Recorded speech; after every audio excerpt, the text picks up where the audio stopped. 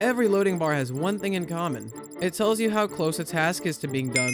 It can range from a game loading a new area of the map, all the way to a video being exported. And personally, as someone who likes to do things I'm not supposed to and rummage through code of literally everything, Bruh. it can be quite useful. But hold on, I know what some of you map creators might be thinking. I just showed you Minecraft. Minecraft maps don't need loading bars because most of the entities are either already loaded or all the entities just spawn instantly. Well, not in my case. Most loading bars in Minecraft maps are there to just make it look good and maybe even feel like it's a real game separate from Minecraft. And I'll admit, I'm guilty of doing this too. But the map I'm currently working on needs to summon up to 2,000 entities at once. So it'll be pretty useful. Also, I don't even know if it's possible. At the time of me recording this segment, I haven't even started with the loading bar. I've only edited the intro. So I'm gonna stop wasting your time and let's see if future me can pull this off. Now here we are inside of the game. Hello. And I already have set up a little system to get this to start working. Kinda. With one function, we are able to run 3 different areas. There's obviously going to be more, but this is just for testing, and it's all using arguments.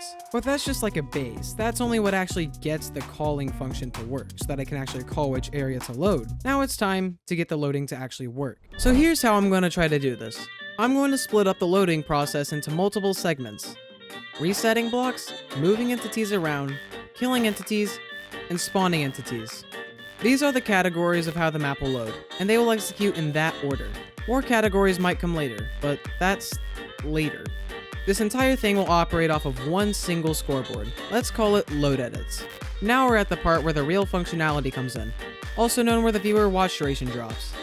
Every single time a category gets completed, meaning it hits the end of the file, it will run the next category loading function, but also add 1 to the scoreboard.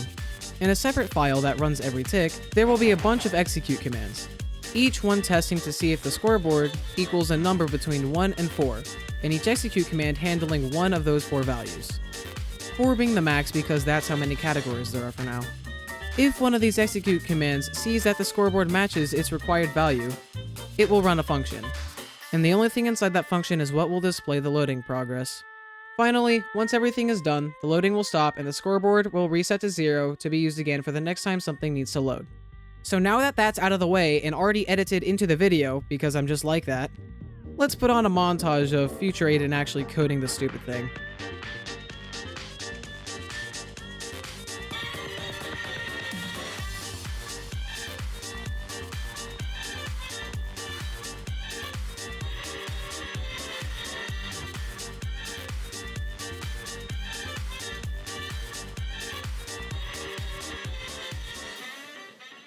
And boom, just like that, I have a prototype working. Now, a prototype is all I'm going to do for this video because I don't have much time and I have other things to do. I actually need to work on the real functionality of the map. This was just something for fun, but it's good to have and it will work for the actual map. So as you can see in my action bar, I have green tick marks. Those mark the time.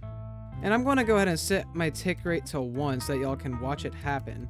So what I have it do is schedule each function 1 tick ahead, so that it's able to give everything time to load. Now if I run this,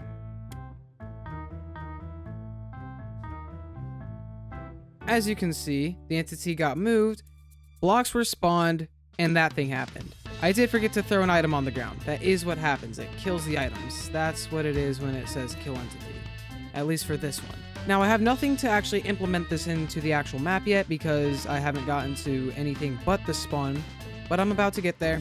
And otherwise, I think that's it for today. So I hope you enjoyed.